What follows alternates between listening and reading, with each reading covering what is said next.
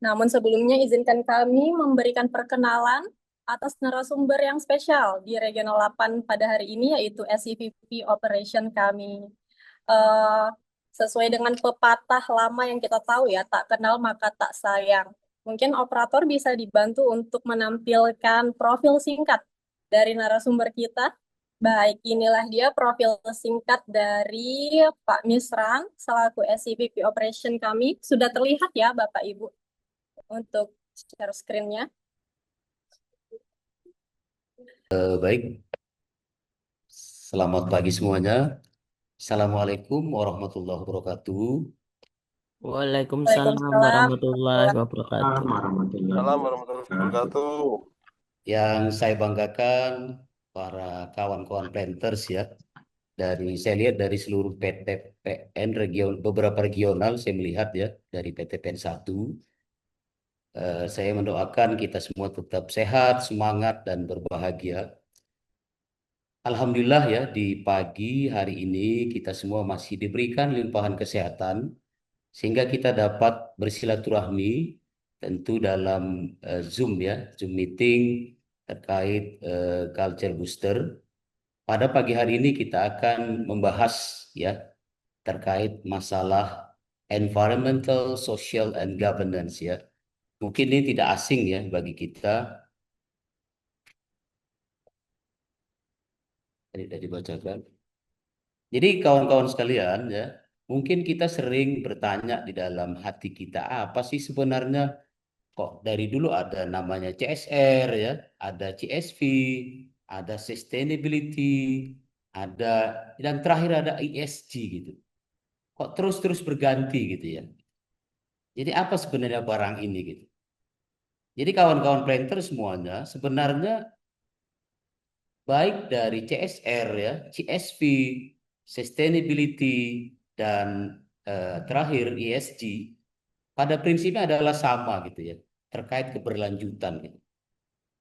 Jadi pada awal saya akan menceritakan terkait sustainability ya.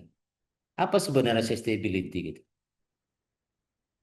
Sustainability ketika kita menjawab terkait keberlanjutan ya, itu adalah maksudnya, maknanya adalah bahwasanya ketika kualitas hidup ya yang kita rasakan hari ini ya, baik dari udara bersih, iklim, air, lingkungan, dan seluruh yang ada di bumi ini sama dengan yang diterima oleh anak cucu kita, baik 10, 20 tahun, atau sampai ribuan tahun ke depan. Gitu. Artinya apa? Ketika kita tidak merubah ya cara kerja kita terhadap pengelolaan bisnis kita, maka siap-siap bumi ini akan hancur gitu ya. Karena kita lihat ya evolusi perkembangan bisnis ya. Awal-awal ya bisnis ya atau perusahaan itu yang pertama itu adalah profit maximization gitu. Pada tahun sebelum abad 20 itu perusahaan-perusahaan hanya memikirkan profit. Dia tidak pernah memikirkan apa dampak lingkungan, apa dampak sosial yang telah dikerjakan oleh perusahaan-perusahaan itu ya menyebabkan hari ini ya itu pemanasan global di mana-mana gitu. Kalau kita lihat di tahun 2024 itu kenaikan suhu rata-rata bumi itu 1,55 derajat gitu. Jadi di tahun 2024 itu terjadi pemanasan global yang sangat tinggi. Itu di tahun 2024. Bagaimana jika tidak terjadi perubahan-perubahan budaya yang kita lakukan, maka 10 tahun, 20 tahun, 30 tahun mendatang, anak cucu kita tidak akan merasakan apa yang kita rasakan hari ini dan sebelumnya gitu. Makanya itu kita harus berubah. Gitu. Artinya apa? Sustainability, keberlanjutan. Kemudian apa? Setelah profit maximization, maka lahirlah di tahun 70-an ya, 60-an itu ada namanya CSR gitu ya, Corporate Social Responsibility. Ini lebih bergeser ya, bisnis itu berdampak terhadap masyarakat gitu. Kita lebih peduli terhadap masyarakat. Kemudian juga praktik-praktik yang kita lakukan di perusahaan itu sebagai bentuk tanggung jawab sosial perusahaan kepada masyarakat. Kemudian berkembang lagi ya beberapa, kalau di Indonesia sebenarnya sustainability masih eh, baru-baru juga gitu ya. Kalau sebenarnya kalau di luar negeri seperti di Swiss, di Jepang ya, itu sustainability ini sebenarnya sudah mulai itu tahun 90-an. Tetapi di Indonesia sendiri ya, ini sekitar tahun 2015-an. Ini lebih penerapannya, pendekatannya terhadap profit, people, dan planet ya. Terhadap keuntungan, terhadap manusia, dan terhadap bumi gitu. Ini lebih komprehensif gitu. Dan yang terakhir ya, ini di tahun 2024, 2004 sebenarnya ini di PBB tahun 2004, inilah namanya ESG era. Kalau di Indonesia ini baru kita kenal itu sekitar tahun 2021. Jadi ESG ini lebih terintegrasi ya, lebih holistik dan sifatnya lebih strategis. Jadi bagaimana perusahaan mengelola keberlanjutan itu untuk jangka panjang, untuk selamanya. Jadi penekanan pada tata kelola transparansi, praktik bisnis yang berkelanjutan, dan tentu tanggung jawab sosial, keberagaman, dan inklusif ekonomi. Salah satunya itu adalah pengurangan jejak karbon, perilaku etis dalam rantai pasok. Ini dia. Jadi sekarang yang kita hadapi adalah ESG era. Pada kesempatan pagi ini ya, sahabat planter semuanya, kita akan membahas terkait environmental, social, and governance. Kalau kita melihat ya, teman-teman semuanya, kalau kita melihat visi 2030 ini visi global ya. Jadi kita cerita-cerita global. Tahun 2004, PBB telah memutuskan ya, di kota New York pada tahun 2015 ya, para pemimpin dari 195 negara bersepakat ya untuk mengadopsi dokumen luar biasa yang berisi visi ya, Transforming Outward ya, di tahun 2030 itu agendanya apa? Sustainable Development Goals ya. Jadi tujuan pembangunan berkelanjutan. Ini dia, kita lihat visi 2030. Ini ada 17 tujuan ya. Ya, kita lihat di sini ada no poverty, zero hunger, good health and well-being, quality education, dan seterusnya sampai 17. Inilah visi tahun 2015 ke tahun 2030. Tapi kalau kita melihat dari gejala-gejala yang ada ya, di tahun 2025 ini artinya apa? 2030 itu kan 5 tahun lagi gitu ya. Sepertinya visi ini belum tercapai seutuhnya gitu. Termasuk di Indonesia sendiri gitu. Makanya beberapa perusahaan itu untuk zero emission atau net zero emission itu mundur ke 2050, ada yang 2060. Jadi pertambahan waktu itu sekitar 30 tahun lagi. Jadi kita ketika hari ini kita tidak merubah mindset kita, maka itu akan terjadi kemunduran-kemunduran terus gitu. Dan kita akan merugikan anak cucu kita ke depannya jika tidak merubah hari ini. Apa sebenarnya environmental, social, and governance ya? Jadi dimulai dari dokumen PBB ya tahun 2004, Who Cares Win ya. Siapa yang peduli dia akan menang.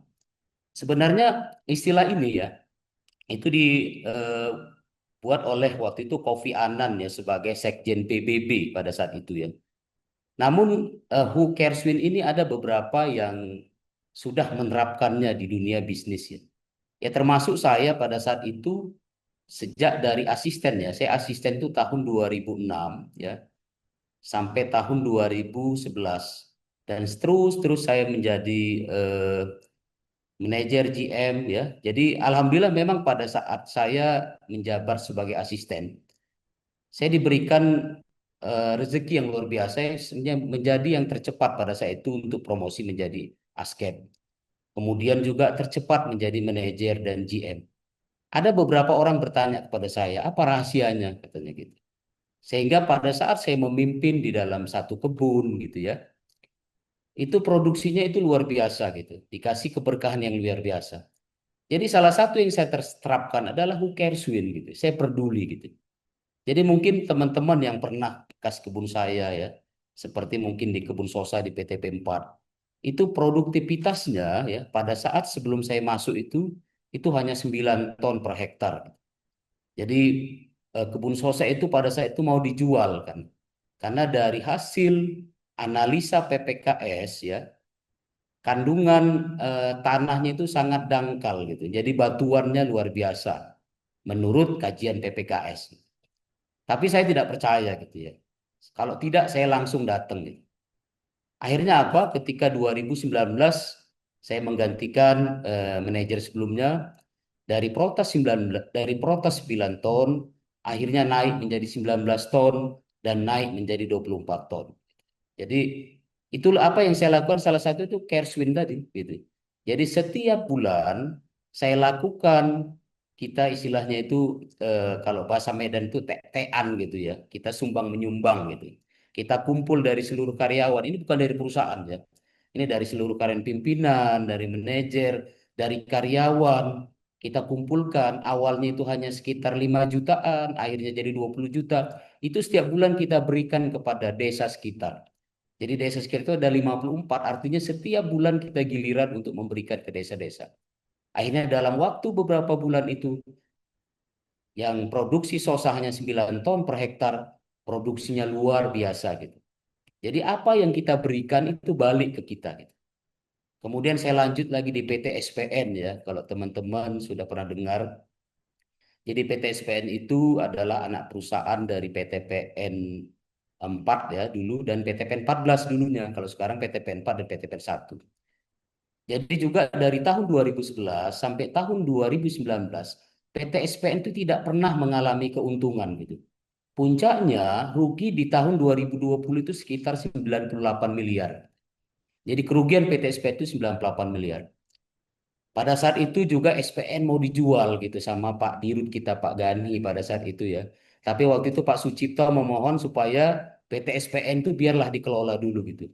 Jadi pada saat itu saya masih GM di PT Penpar.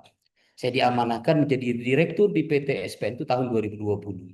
Dan alhamdulillah yang saya lakukan selama ini, Who Cares Win tadi salah satunya ya, dan masih banyak sebenarnya, itu akhirnya produksi PT SPN yang awalnya hanya 7 ton per hektar, pada saat awal tahun itu sudah mencapai 15,9 ton per hektar. Artinya kenaikan 100%. Dan cash flow ya, pada saat itu kita mau gajian aja sulit. Kenapa? Uang kita hanya 1 miliar. Kita setiap bulan harus membayar uang 4 miliar untuk gaji. Akhirnya kita terus melakukan upaya-upaya tadi. Dalam waktu 3 bulan uang kita sampai mencapai 16 miliar. Akhirnya lancarlah gajian di PT SPN. Dan hari ini uang SPN itu sekitar 300 miliar. Jadi artinya apa? Ini teorinya ini sebenarnya teori yang ada di hati kita gitu. Who cares win. Siapa yang peduli, maka dia yang menang gitu. Maka teman-teman semua mulai hari ini ya, jangan pernah pelit dengan diri kita gitu. Jadi ketika ada orang mungkin dalam acara momen tertentu kita segera apa namanya berinisiasi gitu. Gitu. Termasuk mungkin di Region 8 ini juga saya sudah mulai menerapkan seperti itu. Mudah-mudahan membawa rezeki bagi PTP Region 8 dan PTPN 1. Gitu ya. Jadi ternyata teori ini eh, juga terkait dengan ESG. Jadi keuntungan yang lebih tinggi itu berasal dari pengelolaan isi lingkungan, tapi ESG ini lebih besar. Kalau tadi kan pribadi gitu ya. Jadi ESG ini itu lebih besar dia. Kita ngelola lingkungan, environment, sosial. Kalau tadi sosialnya dia ya. Kemudian juga tata kelola, governance-nya. Yang dulu mungkin asal-asalan ngelola lingkungan, nggak peduli mau dihanyutkan ke sungai atau apa limbah-limbah tadi. Dan sosial tidak peduli, yang penting kita untung. Masyarakat tidak kita pedulikan gitu ya. Akhirnya apa, perusahaan itu pelan lambat laun akan hancur gitu. Tapi perusahaan-perusahaan ya seperti Tesla, seperti Microsoft, Facebook, kalau kita lihat mereka itu sangat concern terhadap namanya itu lingkungan sosial, dan tata kelola. Pasti yakinlah kalau teman-teman pernah lihat orang kerja di Microsoft atau pernah di Indonesia sendirilah Tokopedia atau Shopee gitu ya. Itu lingkungan kerjanya berbeda gitu. Jadi bukan seperti di kantoran, mereka nanti ada basket, ada tempat game gitu ya. Jadi itu luar biasa gitu. Bagaimana menyenangkan hati orang-orang pekerjanya gitu. Jadi bagaimana perusahaan itu dapat berkontribusi selain kepada lingkungan juga kepada SDM sekitarnya itu. Jadi SDM yang di situ itu bahagia. Jadi dengan bahagia itu produktivitasnya tinggi, gitu. Selain itu juga tata kelola governance. Jadi ini ya Paul Clement ya adalah orang yang mengurutkan ketiga faktor ya, mengusulkan ESG untuk faktor-faktor yang menentukan kesuksesan perusahaan dan keuntungan bagi investornya. Kalau kita lihat ya definisi ESG ini sebenarnya hampir sama ya. Tetapi kalau kita simpulkan dari seluruh beberapa definisi ini, tentu beberapa pendapat itu bahwa perusahaan itu ada tanggung jawab gitu ya. Tanggung jawab terhadap lingkungan sekitarnya atau stakeholder sekitarnya gitu. Dan juga tanggung jawab terhadap lingkungan seperti gas rumah kaca, kemudian juga ada hak asasi manusia, kemudian juga keberagaman dan etika bisnis gitu. Itu dari sisi lingkungan dan sosial. Kemudian juga dengan ESG ini ya, itu memiliki dampak signifikan pada nilai jangka panjang gitu. Jadi kalau kita menerapkan ESG, itu sebenarnya kita akan menarik rezeki kita ya, keuntungan kita di masa yang akan datang. Jadi persepsi kita harus dirubah gitu. Jadi selama ini mungkin kalau ada sustainability, ada ESG, aduh Pak, nambah kerjaan Pak gitu ya. Itu dihilangkan persepsi itu. Kenapa? Saya selalu mengatakan change your perception to change your life gitu ya. Ketika Anda merubah persepsi Anda, maka akan berubah hidup Anda gitu. Jadi ketika persepsi ESG ini kita persepsi yang sulit, rumit, itu maka terjadi rumit gitu. Tetapi ketika persepsi kita ESG ini membawa dampak yang positif, membawa dampak luar biasa terhadap perusahaan, membawa keuntungan secara jangka panjang, dan kita akan memberikan impact-impact positif terhadap manusia dan bumi ini. Jadi itu kita rubah persepsi kita. Kita rubah persepsi kita adalah ESG adalah nilai ya. Jadi ESG adalah nilai. Jadi ESG bukan mandatori. Kita rubah ketika ESG adalah mandatori, itu sepertinya wajib gitu ya. Contoh sholat kita bilang atau ke gereja ya, kita bilang wajib. Itu terasa berat gitu. Tetapi ketika ibadah-ibadah kita jadikan kebutuhan ya, maka menjadi ringan gitu ya.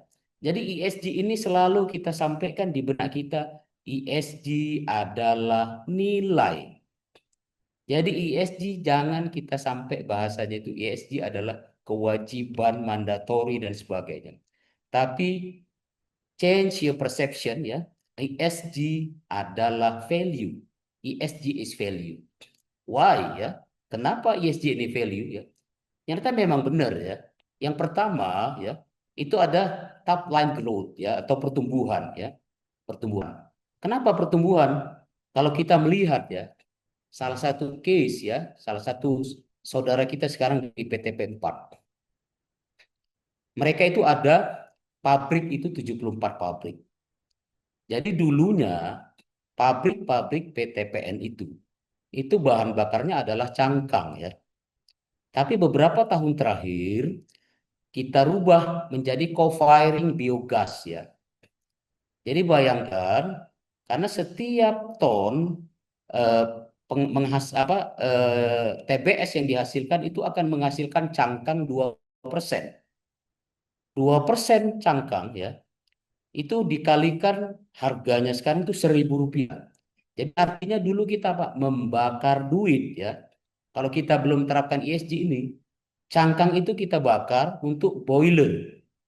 Kita bakar duit ribuan atau jutaan gitu. Dan sekarang PTPN Patpamku sudah merubah ya beberapa pabrik ya. Tapi target Patpamku itu sekitar 2034 sampai 2040 itu seluruh PKS-nya itu akan co-firing biogas. Dan sekarang mungkin sekitar 10 atau 15 pabrik ya. Jadi artinya apa? Setelah dirubah ya bahan bakar tadi menjadi biogas ya, itu pendapatan PAMKO kalau dijual tadi cangkang tadi itu menambah setiap tahun pendapatan perusahaan itu 300 miliar.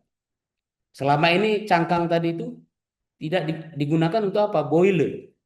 Tetapi karena kita ada ESG tadi, penerapan ESG terkait environment ya, akhirnya biogas atau POME ya, POME itu palm oil mill effluent yang ada di pabrik tadi kita kelola menjadi pembangkit listrik biogas ya.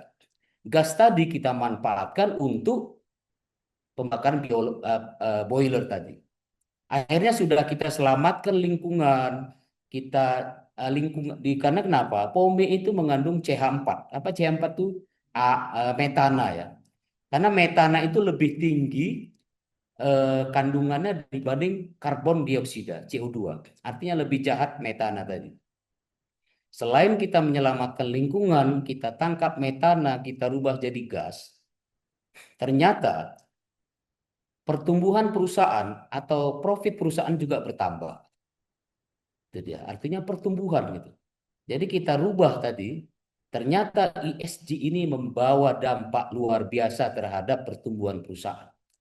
Kemudian juga ada saudara kita di PT SGN. Mereka juga ada namanya bioetanol ya. Jadi bioetanol juga dijadikan new renewable energy. Dan juga nanti di PT PN1 juga biomasa dan sebagainya. Jadi artinya apa? Jelas bahwa ESG adalah nilai gitu. ESG is value untuk top line growth ya. Selain itu juga memberi kesempatan itu apa? Track B2B and to B2B B2C customer with more sustainable product katanya. Jadi apa? Menarik ya consumer B2B dan B2C yang sama-sama sustain gitu ya. Artinya apa? Mereka tertarik. Oh, mereka sudah sustain, sudah menerapkan ESG. Kita beli ke PTPN gitu. Jadi mereka sangat tertarik produk-produk PTPN karena di luar sana ya, di global, di dunia ini, ketika sudah bicara tentang sustainability, berbicara tentang ESG, itu mereka sangat-sangat tertarik. Jadi teman-teman yang mungkin pernah ke Jepang ya, atau pernah ke Swiss ya, itu luar biasa bersihnya lingkungan di Jepang itu gitu. Jadi ketika hujan turun, kalau di Indonesia kan kalau kita baju putih ya, itu nampak bekas-bekas debu itu turun kena hujan gitu. Sedangkan kalau kita berjalan di Jepang sana, itu walaupun cuaca hujan, kita baju putih itu tetap warna putih gitu. Saking bersihnya luar biasa lingkungan-lingkungan di luar negeri sana. Karena mereka sudah menerapkan ESG ini sudah bertahun-tahun lalu.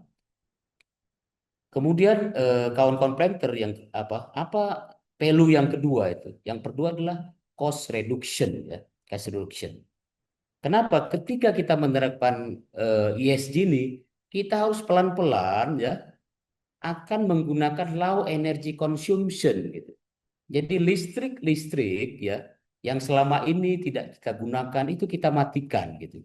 Atau ada kalau di luar negeri itu ya, kalau waktu itu kita ke Paris ya, itu listriknya itu ketika kita masuk itu baru hidup gitu. Jadi otomatis dia.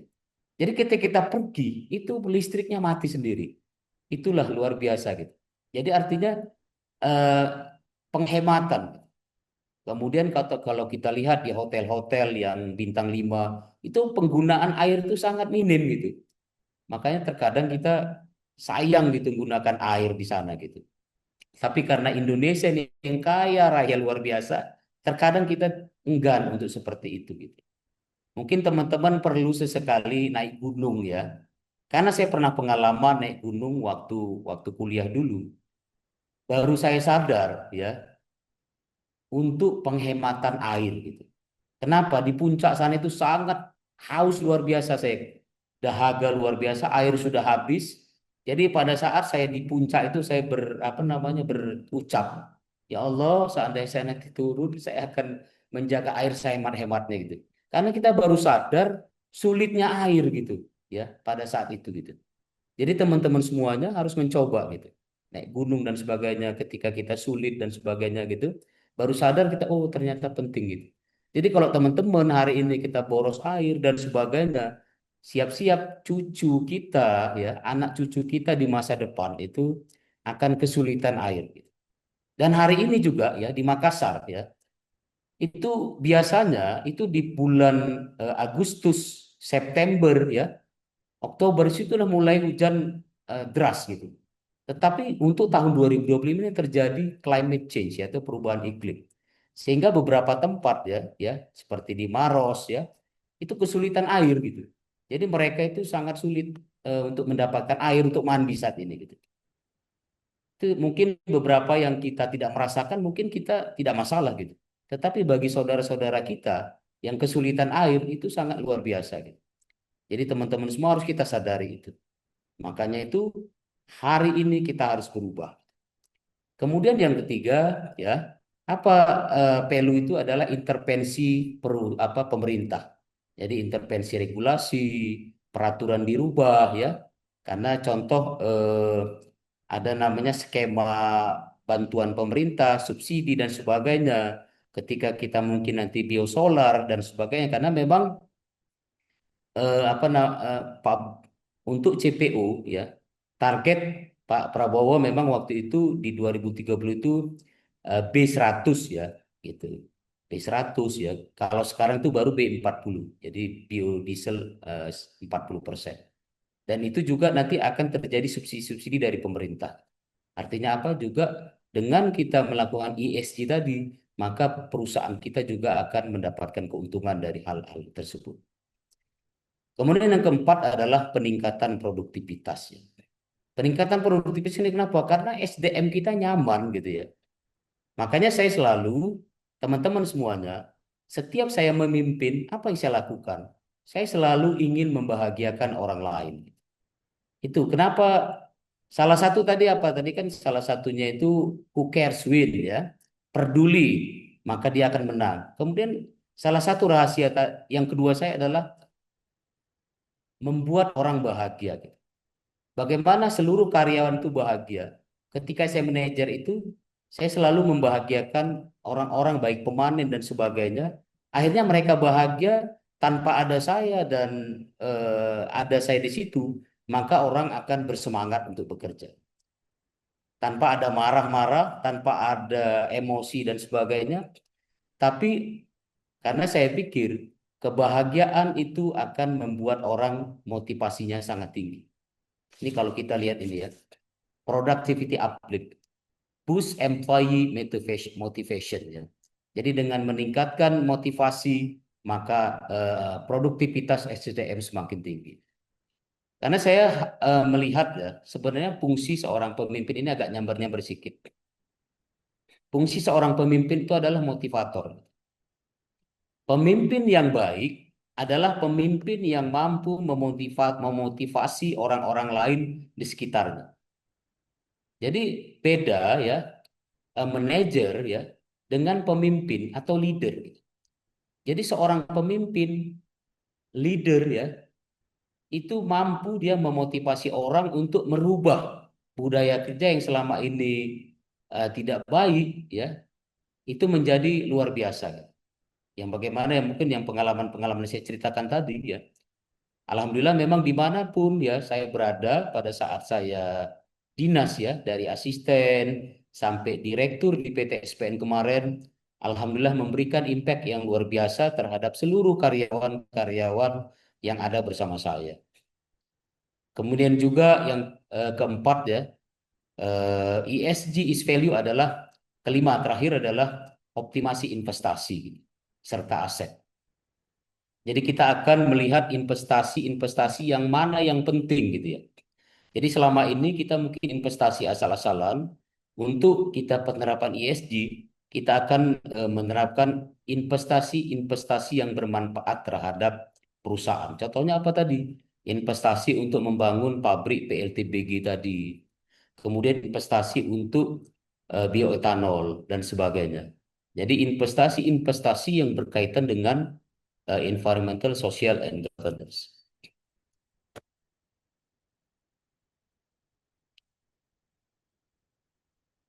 Tentu ada ya challenge and opportunities ya terkait ESG ini ya, terkait mungkin employees ya, kemudian juga ada terkait juga emisi, ada juga sumber daya ya, kemudian juga ada internal control dan risk management dan shareholders engagement. Jadi nanti mungkin teman-teman bisa dibaca karena memang ini waktunya ini masih agak panjang. Saya lebih suka yang bermanfaat, memberi supaya termotivasi. Karena nanti kalau saya cerita apa namanya challenging, kawan-kawan nanti challenging yang diingat. Jadi saya lebih suka value-nya yang saya tonjolkan di sini.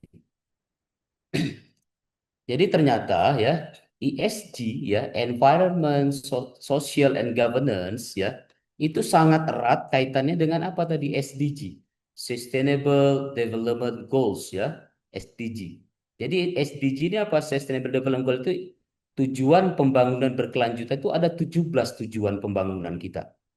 Jadi kita bisa baca nanti ada no poverty, no hungry dan sebagainya. Ternyata kaitannya erat dengan ESG. Jadi artinya connect gitu ya.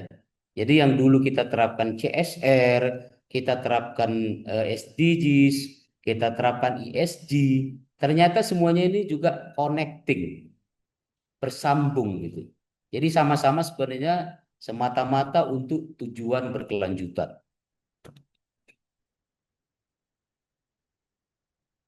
Ini beberapa faktor ya di ESG. Ada 3 pilar ya tentu ya.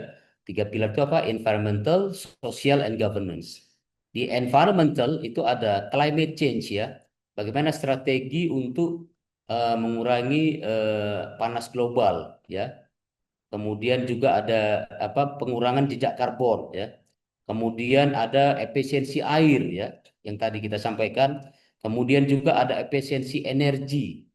Kemudian juga ada intensitas karbon dan juga manajemen sistem.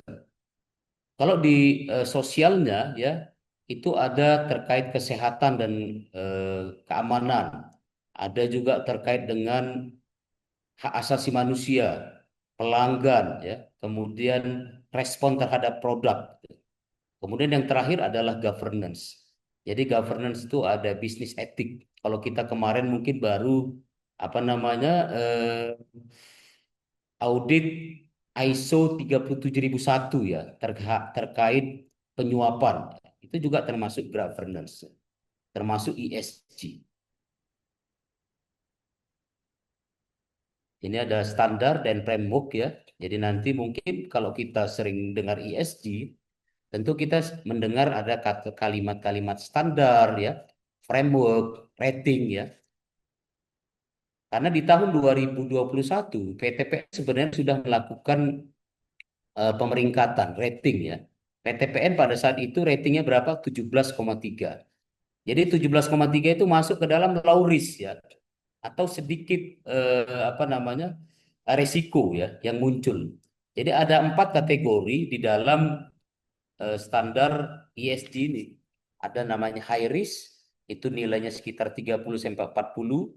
Kemudian ada medium risk ya, ada 10 sampai 20, 20 sampai 30. Kemudian ada low risk 10 sampai 20 dan negligible risk ya atau tidak ada resiko yang muncul. Itu dari 0 sampai 10. Di Indonesia itu yang negligible risk itu baru 1 gitu. Anak perusahaan Pertamina. Jadi rata-rata memang kayak seperti bank, BRI dan sebagainya itu rata-rata di angka 12 gitu. Itu udah hebat angka 12 itu untuk BRI. Dan PTPN sendiri untuk ESG ratingnya itu sekitar 17,3. Artinya kita juga sudah dilirik investor. Karena gini ya, semakin tinggi nilai rating ESG tadi, contohnya 30 sampai 40 atau high risk, itu investor global itu nggak akan masuk, gitu. Jadi semakin rendah nilai ESG rating kita, maka investor global itu akan masuk ke wilayah kita. Makanya kita saat ini kita kerjasama dengan perusahaan-perusahaan global ya untuk terkait pabrik PLTBG tadi, pembangkit listrik tenaga biogas. Ya, jadi dalam praktiknya ya elemen ini sering kali bekerja sama satu sama lain gitu. Jadi perusahaan menggunakan standar ESG untuk melaporkan data, mengadopsi kerangka kerja ESG untuk mengintegrasikan keberlanjutan ke dalam strategi. Jadi intinya ESG itu strategi jangka panjang. Jadi kalau kita mulai hari ini tidak peduli terhadap ESG, maka siap-siap 5 tahun, 10 tahun, 20 tahun mendatang, PTPN ini ya tidak tahu kita nasibnya gitu. Tetapi kalau mulai hari ini kita peduli ya terhadap kebijakan ESG ini, yakinlah 5 tahun, 10 tahun mendatang itu keuntungan kita, itu harapan kita itu kalau istilah sekarang itu return on asset ya. Return on asset itu perbandingan pendapatan dibanding aset kita. Jadi total aset kita saat ini itu sekitar 150 triliun. Artinya berapa? Keuntungan kita harus 15 triliun. Dan hari ini keuntungan kita itu baru berapa gitu? Baru sekitar eh, 7 triliun atau 6 triliun. Sedangkan PTPN 1 ini mungkin asetnya sekitar 70-an triliun ya. Harusnya punya keuntungan 7 triliun. Tapi kemarin baru dapat itu malah tahun lalu rugi kita. Tahun ini mudah-mudahan kita sudah laba. Tapi sampai dengan bulan September kemarin kita masih rugi sekitar 25 miliar. Ya. Jadi harapan kita sampai akhir tahun kita mendapat laba. Jadi Presiden Prabowo kemarin sudah menerapkan bahwa perusahaan-perusahaan BUMN harus minimal laba return on asset itu minimal 5% gitu. 5% sampai 15%. Jadi yang terbaik itu adalah return on asset itu adalah 15%.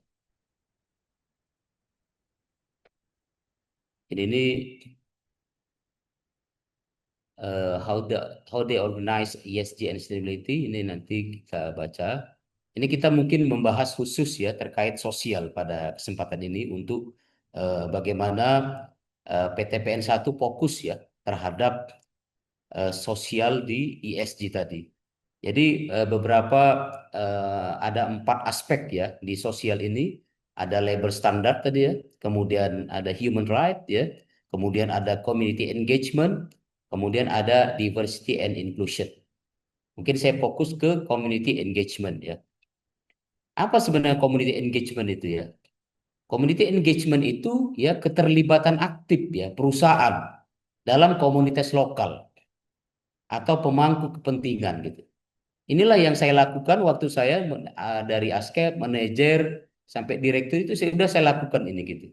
Jadi engage terhadap lingkungan sekitar gitu. Kita tidak boleh tidak peduli gitu. Jadi tadi yang program Desa Kompak tadi ya, itu kan Desa Marinsu PTPN 1 itu luar biasa indahnya. Itu kita buat namanya Desa Kompak. Itu sebenarnya yang program itu eh, yang awal kita gagas itu dari holding ya. Waktu saya menjadi Kadip Sekper holding pada saat itu tahun 2024 ya pada saat itu kita buat. Itu kita siapkan dana sekitar 750 juta pada saat itu. Dan itu bertahap sebenarnya. Tahun ini harusnya ada tahap kedua untuk eh, pematangan Desa Kompak tadi. Tetapi sekarang masih proses. Mudah-mudahan segera dapat realisasi. Karena itu sangat-sangat penting dan sangat bermanfaat. Kenapa? Karena hari ini ya di Desa Marinso itu ada namanya kebun Minahasa Utara ya di Mira sana di Provinsi Sulawesi Utara. Kita akan melaksanakan replanting kelapa ya, replanting kelapa. Dan hari ini kondisi areal tersebut itu sudah dari tahun sekitar 2000-an ya, itu tidak pernah atau HGU-nya sudah mati. Dan saat ini areal tersebut hampir 100% itu terokupasi oleh masyarakat. Karena kita buat tadi desa kompak tadi ya, kemudian juga kita berkoordinasi dengan kepala desa, dan alhamdulillah ya, kita sudah 1 bulan mulai melaksanakan tanaman ulang di Desa Mira itu aman dan terkendali. Padahal sebelumnya kita sangat khawatir ya, ketika alat berat datang kita akan diserang oleh masyarakat, karena nggak HGU kita belum ada di situ gitu. Tapi karena tadi dampak dari social responsibility kita terhadap masyarakat, peduli kita terhadap masyarakat. Akhirnya kepala desa yang ada di situ, yang selama ini tidak ada bergaul dengan kita, yang bermusuhan dengan manajernya, hari ini mendukung sepenuhnya kebijakan yang kita buat. Jadi ini memang luar biasa gitu. Akibat dari community engagement dan social responsibility ini. Jadi teman-teman semuanya, ketika kita memimpin satu tempat, kalau kita mau berhasil kebun kita, maka Anda harus bergaul dengan stakeholder yang ada di sekitar Anda. Sedikit pun apapun rezeki yang mungkin ada di kebun kita, kita mencoba berbagi dengan masyarakat sekitar kita. Jadi pendekatannya ya partisipatif ya, dengan mendengarkan ya, berdialog, membangun kepercayaan, dan menciptakan solusi bersama dengan masyarakat sekitar tadi. Jadi tujuannya bukan hanya memberikan bantuan, tetapi membangun hubungan jangka panjang. Artinya apa tadi? Karena TU tadi adalah untuk 25 tahun, 30 tahun, 40 tahun mendatang, maka terbangunlah sinergisitas tadi. Yang selama ini kita sangat-sangat khawatir untuk melaksanakan tanaman ulang di kebun Minahasa tadi. Akhirnya dengan kita melaksanakan desa kompak yang tadi videonya tadi muncul pertama itu, dan kita bina hubungan baik dengan seluruh stakeholder, Pemda, Kapolres ya, kita silaturahmi, akhirnya pelaksanaan tanaman ulang tadi dapat kita capai dengan kondisi yang kondusif. Ini dia prinsipnya ya. Ada sistem building, ada dua communication ya, dua arah ya. Jangan kita hanya kita saja yang mau gitu ya. Orang lain nggak boleh bicara gitu. Ini juga kita jadi pemimpin juga harus menjadi pendengar yang baik gitu ya. Jangan kita semau kita gitu. Kita istilahnya harus kita yang benar gitu. Jadi ketika orang kasih saran, kita marah gitu. Itu juga dengan desa. Ketika desa kasih saran, kita marah, emosi. Tidak bisa. Jadi di zaman hari ini, di zaman ESG era ini harus kita rubah mindset kita untuk terus berkomunikasi dengan seluruh stakeholder. Kemudian partisipasi kita ya untuk pembangunan desa, kemudian inclusion, ada juga empowerment and ownership, kemudian adaptasi dan lokalisasi ya. Lokal itu maksudnya adaptasi dengan lokal ya, dengan desa sekitar. Kemudian juga kita membangun kapasitas gitu ya. Jadi tadi kita yang desa Kopak tadi kita akan membangun keterampilan di desa itu untuk tahap kedua ini. Jadi dengan membangun keterampilan, maka desa tadi itu akan mendapat pendapatan gitu ya.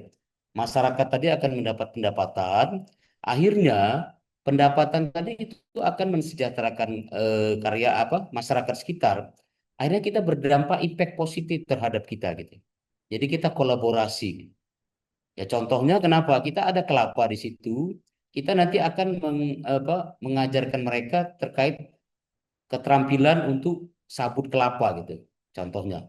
Jadi sabut kelapa dari kita manfaatkan kerjasama dengan masyarakat sekitar, kita dapat hasilnya, mereka juga dapat hasilnya.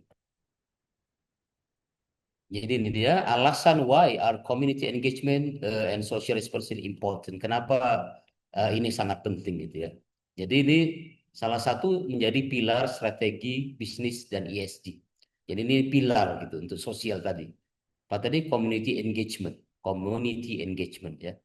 Kemudian juga membangun social license to operate. Kemudian juga meningkatkan reputasi dan kepercayaan publik ya. Kemudian juga mengurangi risiko dan biaya operasional, kemudian juga memberi nilai ekonomi dan sosial ya, atau share value, atau istilahnya sekarang CSV, eh, corporate share value, ya. Kemudian juga ada menumbuhkan ketahanan dan inovasi jangka panjang.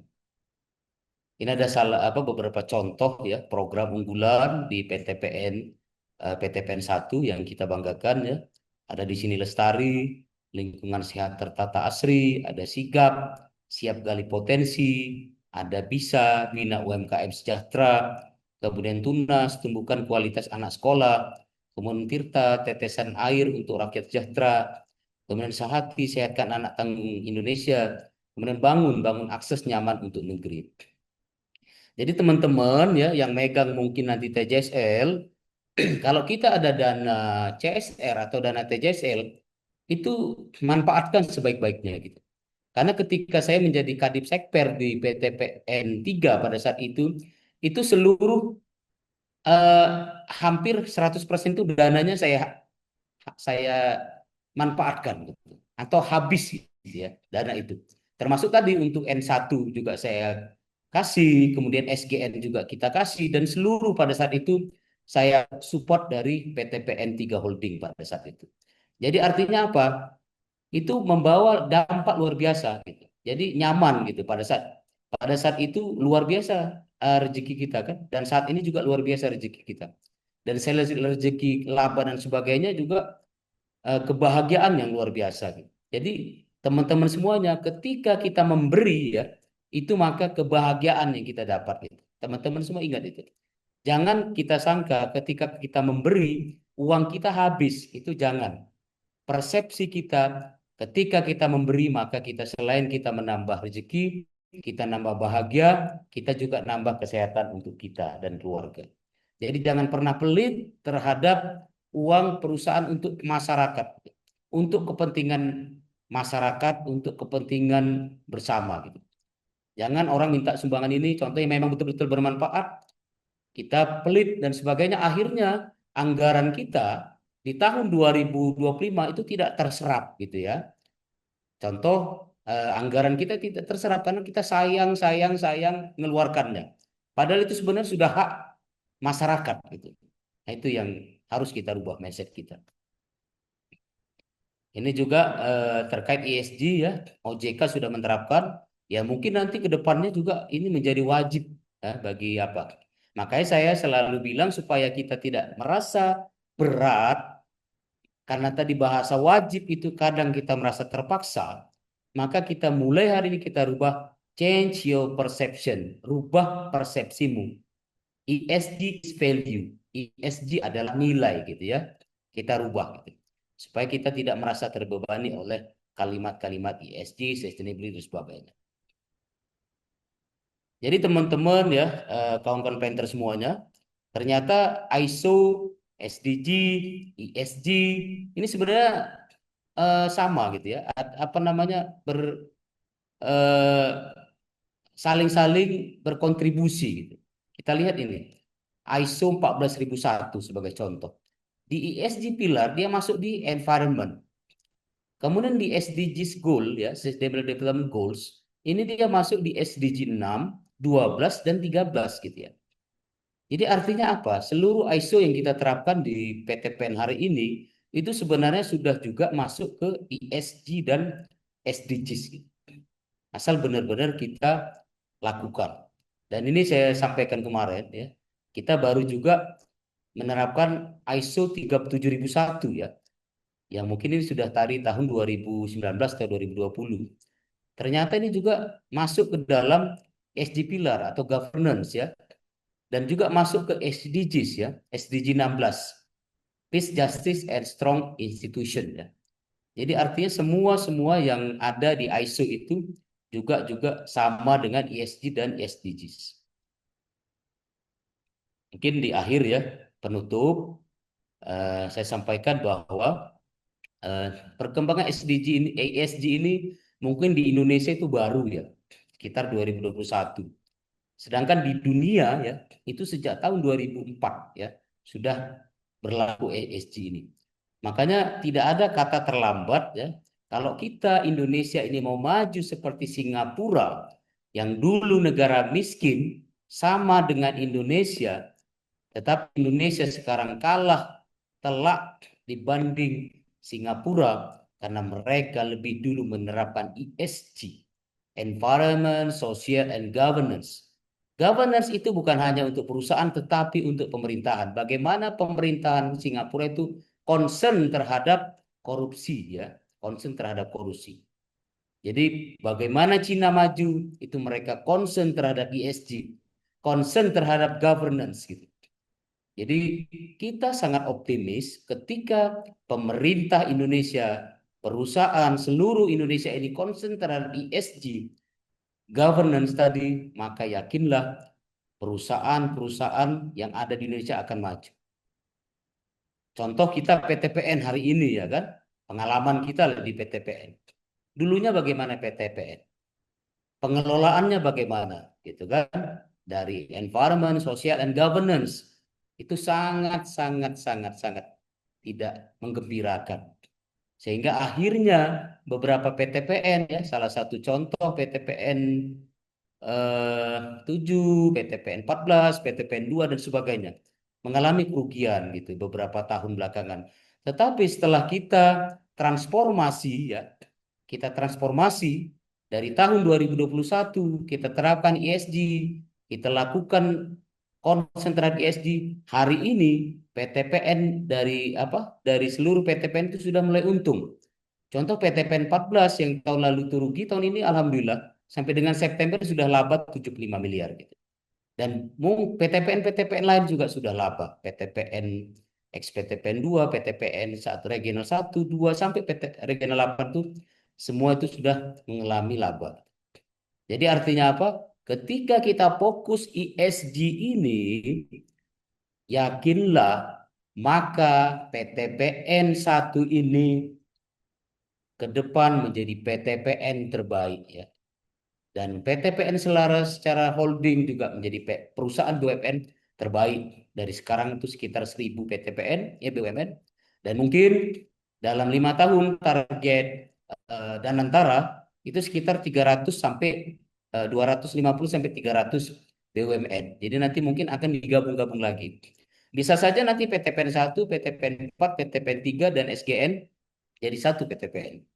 Karena memang target dari Presiden untuk Danantara itu 5 tahun ke depan itu hanya 300 BUMN.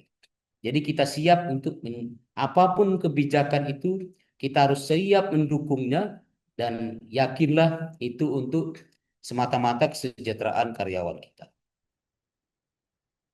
Jadi teman-teman semuanya mungkin nanti ada yang mau bertanya silakan.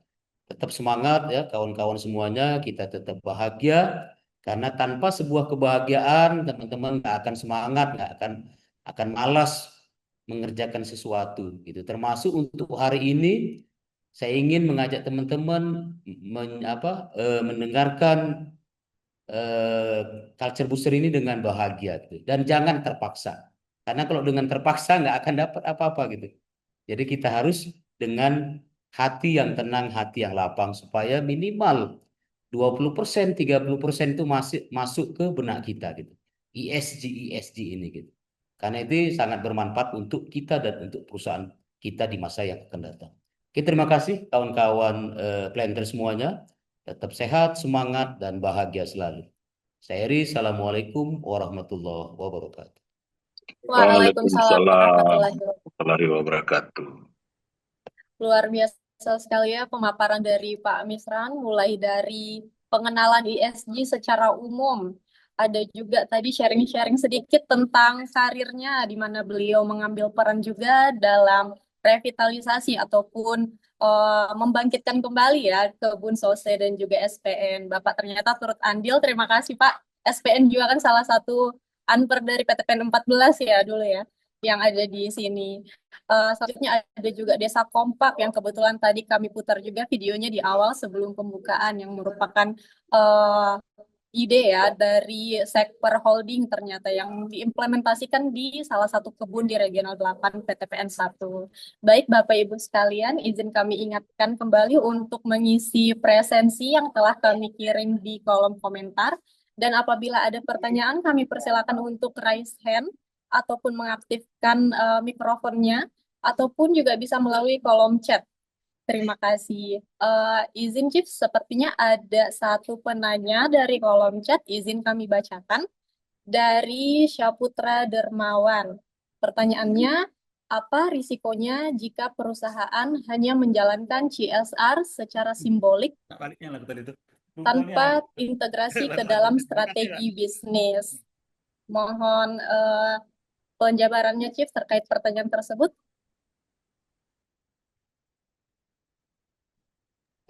Baik, saya jawab dulu satu ya.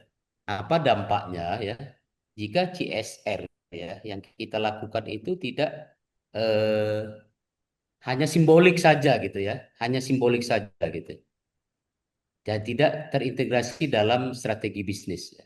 Jadi ini tidak nanti masuk ke dalam laporan kalau dari sisi ESG ya. Jadi itu setiap kegiatan itu kan harusnya terdokumentasi dengan baik ya. Artinya ya tetap simbolik tetap ada ya, tetap terdokumentasi supaya laporan kita ya GRI tadi Global Reporting eh, GRI itu terdokumentasi dengan baik. Jadi artinya apa? Setiap kegiatan-kegiatan CSR yang kita lakukan itu adalah bentuk dari ESG sebenarnya gitu. Jadi sudah saya sampaikan environment, social, and governance. Jadi sosial tadi salah satunya apa? CSR. Tapi kalau CSR itu kan sangat sempit gitu ya. Sangat sempit sekali gitu. Padahal di dalam ESG ini itu sangat luas. Bukan hanya sosial CSR saja, tetapi sekarang juga ada namanya CSV, Creating Share Value gitu. Jadi CSR itu sebenarnya sudah hampir-hampir tidak ada lagi, tetapi sekarang sudah namanya Creating Share Value. Jadi bagaimana kita memberikan bantuan terhadap masyarakat, masyarakat itu memberikan impact terhadap perusahaan kita gitu. Jadi bukan hanya sebatas memberikan bantuan, tetapi juga impact positif terhadap perusahaan kita gitu.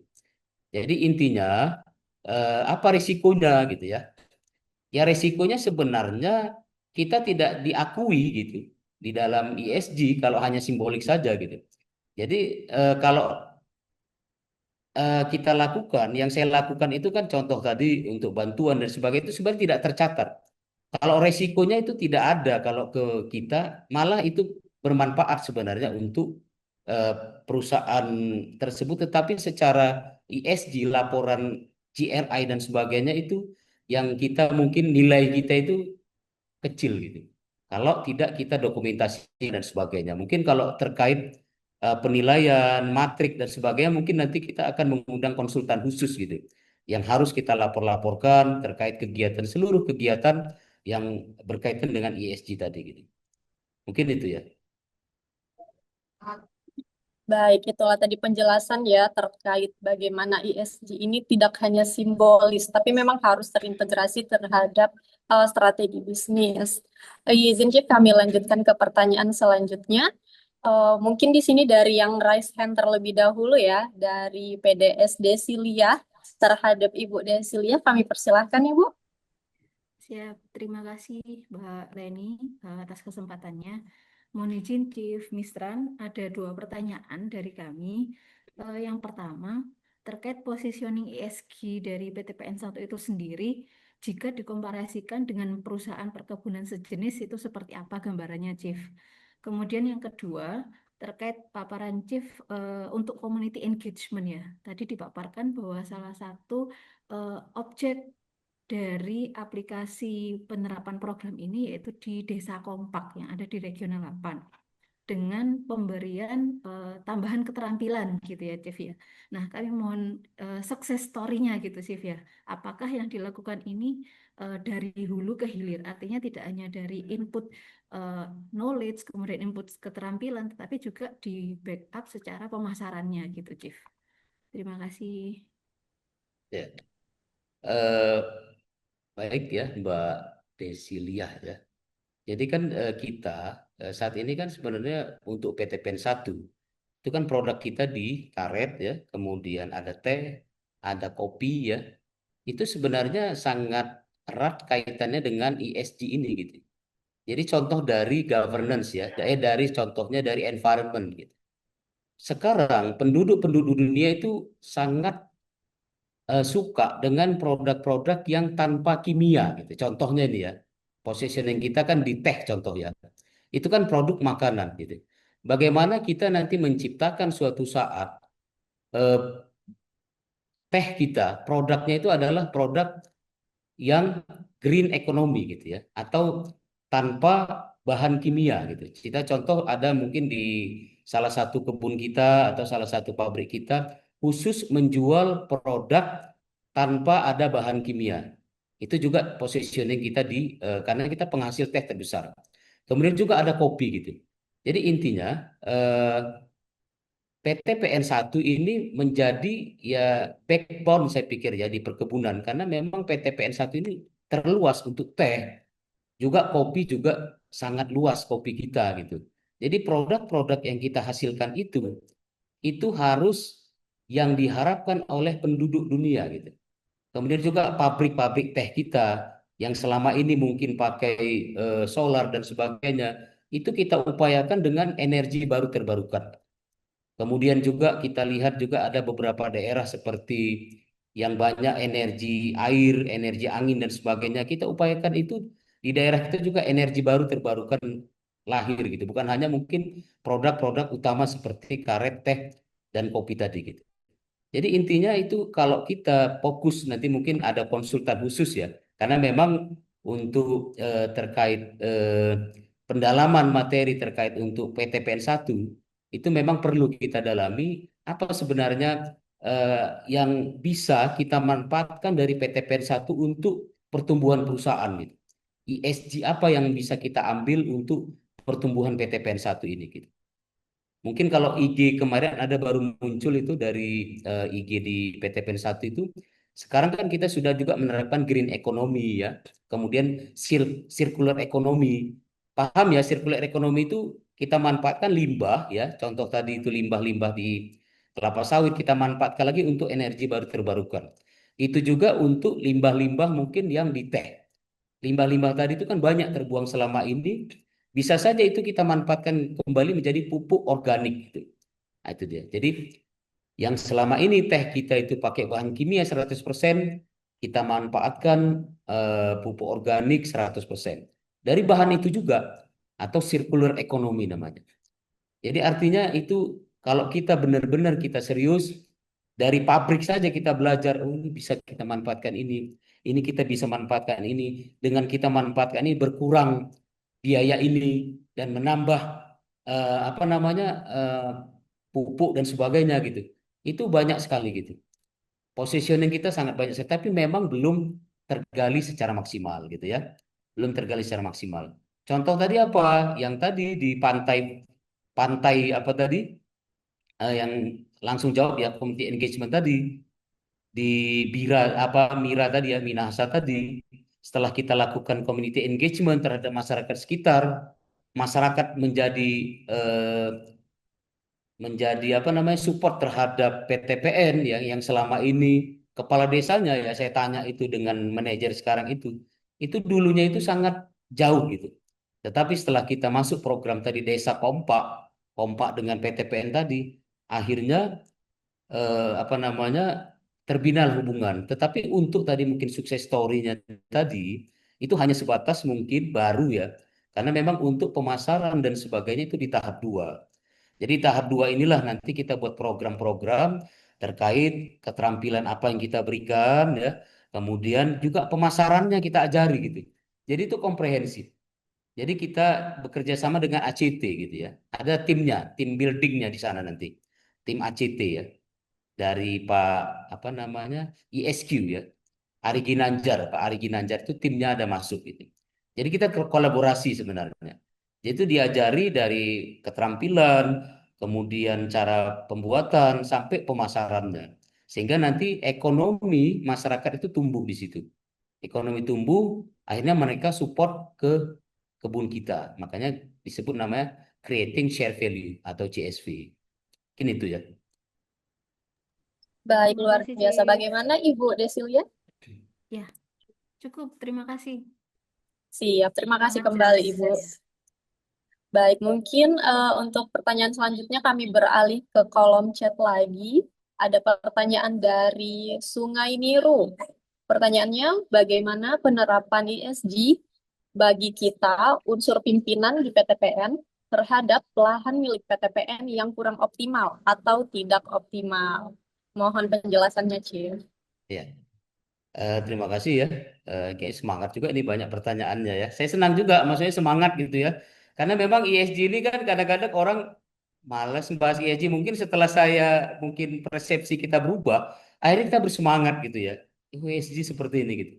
Jadi teman-teman semuanya, kita pahami memang benar ya. Pimpinan itu adalah role model ya. Kalau kita mau berhasil dimanapun, pimpinan adalah role model. Itu nggak ada kata lain. Jadi ketika kita cerita ESG, cerita disiplin, cerita culture, cerita korupsi, cerita penyuapan dan sebagainya, pemimpin adalah role model untuk memberi contoh terbaik itu. Kenapa hari ini banyak areal kita kurang optimal ya? Ya, contoh ini di PTPN 14 kita ada 105.000 areal ya, hektar. Ada di 7 provinsi. Dan yang hanya termanfaatkan, yang ada tanamannya itu baru sekitar 40%. Jadi 60%-nya itu rata-rata diokupasi dan ada juga lahan yang terbiarkan gitu ya. Gitu. Jadi itulah tugas kita sekarang. Kita tidak mau mencari kesalahan masa lalu, tetapi mulai tahun 2021, setelah kita menerapkan ESG ini, environmental, social and governance ya, governance tadi ya, tata kelola tadi lebih baik, maka pelan-pelan ya kita benahi semua ini. Jadi yang kurang optimal hari ini kita yakini ya 5 tahun, 10 tahun lagi, maka seluruh areal PTPN ini akan optimal. Gitu. Kita merubah mindset kita yang hari dulu kita tidak mampu menyelesaikannya, mulai hari ini dengan bantuan pikiran kita, dengan bantuan yang Maha Kuasa, maka seluruh persoalan-persoalan baik di PTPN Regional 8 ini dan mungkin ada di regional-regional lain dapat terselesaikan. Jadi tugas kita pemimpin adalah menjaga kolaborasi dengan seluruh stakeholder gitu mulai hari ini. Jadi makanya saya datang ke N14 ini, ke Regional 8 ini, hari-hari saya yang jumpain gubernur, jumpai bupati, jumpai kapolres ya, jumpai kejaksaan, itu hari-hari kita di sini seperti itu. Kenapa kita membangun kolaborasi? Karena memang tidak, tanpa kolaborasi ya tidak akan terjadi gitu. Jadi itu gitu. Jadi kita rubah gitu. Mungkin itu ya jawaban saya. Siap, Pak. Jadi memang sebagai karyawan pimpinan itu mungkin upayanya lebih ke strategisnya juga ya, Pak, ya, membangun relasi dengan para stakeholder di sekitar perusahaan kita. Iya, Oke, benar. siap. Untuk selanjutnya mungkin Pak masih ada pertanyaan lagi nih. Ada yang raise hand dari Bapak atau Ibu Galuh di Regional 2. Kami persilahkan. Oke, Bapak ya. Silahkan Pak Galuh, kami persilahkan. Betul, terima kasih. Selamat pagi, Sip. Sangat senang bisa membahas ESG pagi hari ini karena alhamdulillah kebetulan juga Galuh di Regional 2 sempat menyelesaikan studi S2 di program studi Sustainability Science. Jadi eh, berbicara ESG ini sangat tertarik. Sempat beberapa waktu lalu juga Galuh diskusi dengan Pak Supriyono dari FVV-nya Sustainability di Pertamina dan Pak Iman kalau nggak salah dari PLN membahas tentang ESG di perusahaannya masing-masing. Yang menjadi pertanyaan Galuh dua.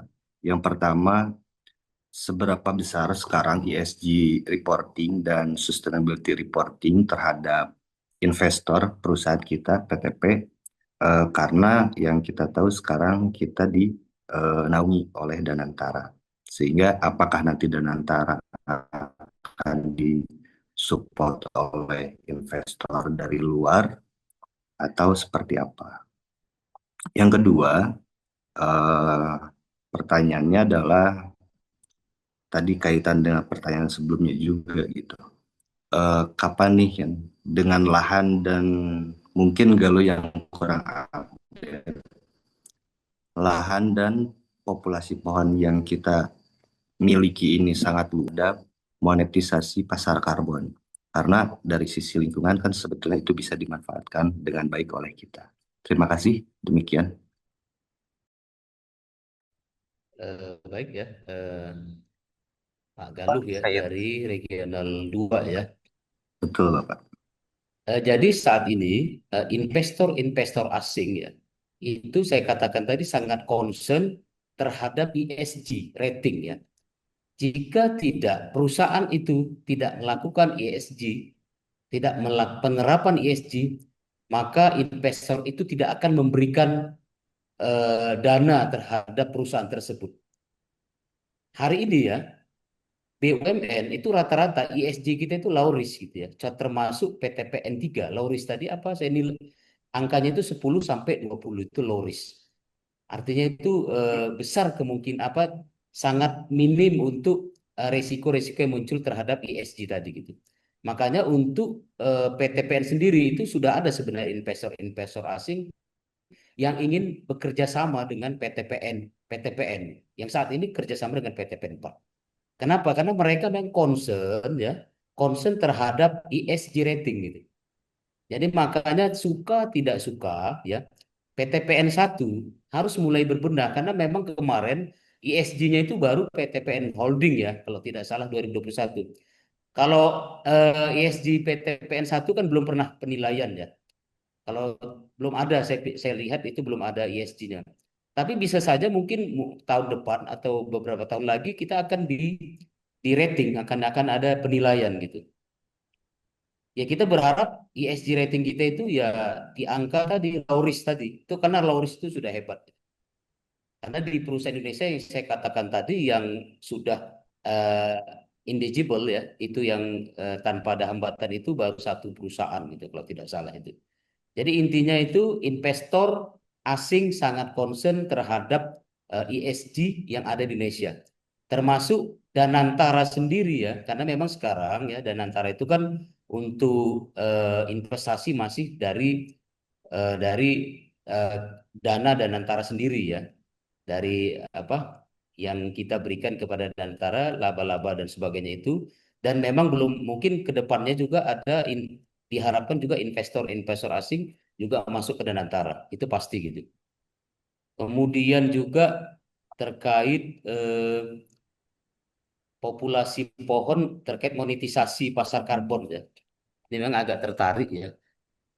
Baru-baru ini ya di khususnya Sulawesi Selatan, Gubernur Sulawesi Selatan ya, itu ingin kerjasama karena memang areal kita tadi kan sekitar 60.000 itu belum ada tanamannya.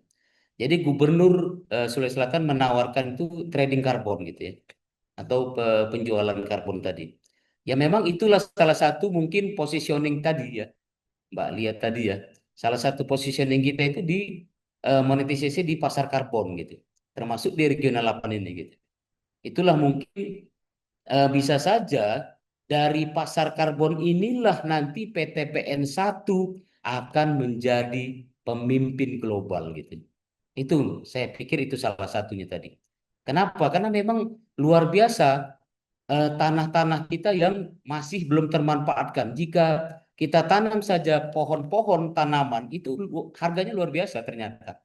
Saya juga hitungannya kurang paham. Mungkin Pak Galuh lebih paham mungkin. Satu pohon dihitung satu tahun berapa, menghasilkan oksigen berapa, dibayar berapa satu pohon itu.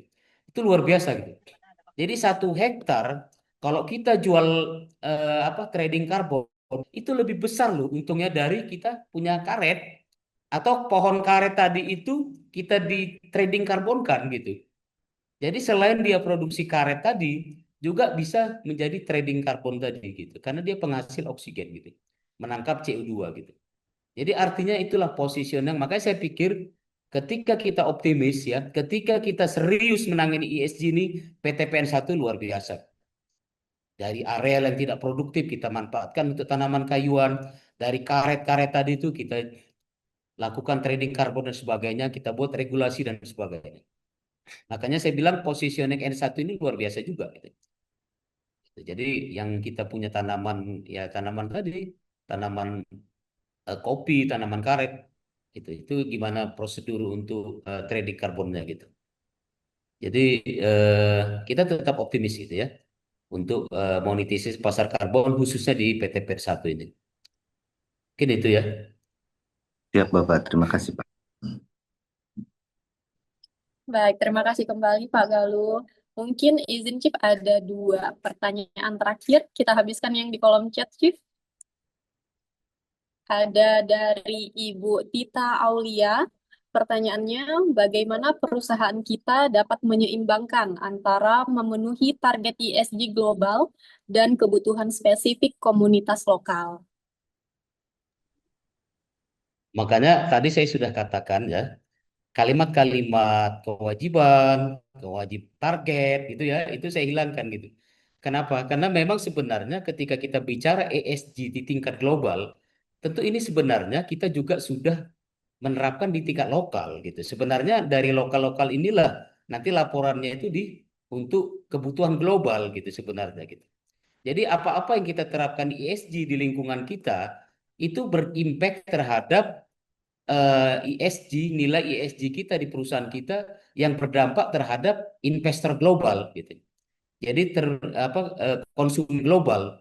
Ketika kita sudah menerapkan ESG di lokal kita ya, di komunitas lokal kita, itu yakinlah automatically itu berdampak terhadap pasar global, investor global, dan konsumer global gitu. Jadi artinya itu sama dia, sejalan gitu ya. Kemudian pertanyaan berikutnya ya.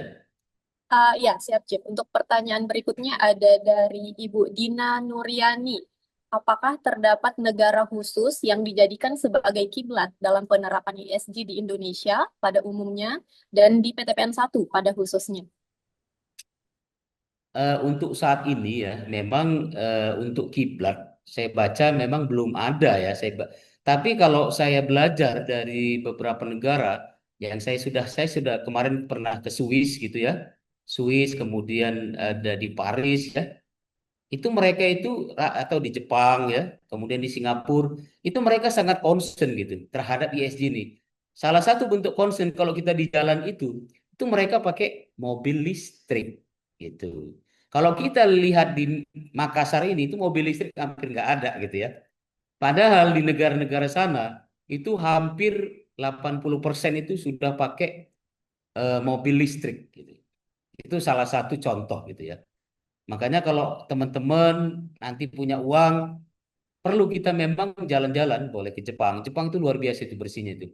Boleh ke Singapura yang deket ya, atau ke Malaysia. Kita tengok jalan rayanya itu. Oh, jalan raya mobilnya listrik semua gitu. Makanya sekarang sudah masuk taksi ya, taksi green apa namanya, warna hijau itu green. Itu dari Vietnam ya, itu dari Vietnam. Vietnam yang negara-negara yang di bawah Indonesia dulunya itu sudah sadar ESG itu gitu loh. Nah, makanya kita sebenarnya terlambat gitu. Vietnam yang dia artinya apa? Ketika kita bicara ESG, artinya kita berbicara strategi jangka panjang. Kita berbicara holistik. Kita berbicara masa depan anak cucu kita. Kalau kita sudah berpikir anak cucu kita, yakinlah kita akan sejahtera gitu. Jadi kalau kita berpikir hari ini, teman-teman kalau mau sukses, jangan pernah berpikir diri kita sendiri, jangan pernah berpikir untuk keluarga sendiri. Jadi bagaimana kita memberi manfaat untuk lingkungan kita, masyarakat sekitar, dan kalau jadi mau pemimpin dunia harus memberi manfaat terhadap masyarakat dunia gitu. Jadi itulah dia. Makanya ya tidak ada kata terlambat ya. Intinya negara-negara di luar sana ya yang kita anggap negara biasa itu mereka sudah sangat concern terhadap ESG ini gitu. Ini itu ya. Baik, luar biasa sekali atas pemaparan materi dan juga penjelasan-penjelasan dari pertanyaan yang telah disampaikan dari para peserta webinar ini. Izin mungkin kami cukupkan, Cip, untuk sesi diskusi dan juga tanya jawabnya. Ya. Baik, sekali lagi kami ucapkan terima kasih banyak kepada Pak Misran selaku SEVP Operation kami yang telah meluangkan waktunya, menyusun materi dan juga memaparkan materinya kepada kami langsung nih terkait ESG itu sendiri yang kebetulan temanya pada hari ini yaitu Community Engagement and Social Responsibility. Mungkin sebelum kami akhiri, izinkan kami menyampaikan beberapa poin penting di mana implementasi ESG bukan hanya tanggung jawab dari satu divisi, bagian, tapi juga menjadi budaya kerja yang harus diintegrasikan ke seluruh aktivitas perusahaan. Untuk community engagement itu merupakan kunci keberlangsungan bisnis, di mana perusahaan hadir sebagai mitra pembangunan masyarakat, bukan hanya pelaku ekonomi. Dan untuk social responsibility, PTPN 1 telah dan akan terus mengarahkan program-program yang berdampak nyata, berkelanjutan, dan mendukung peningkatan kesejahteraan masyarakat di sekitar lingkungan kerja kita.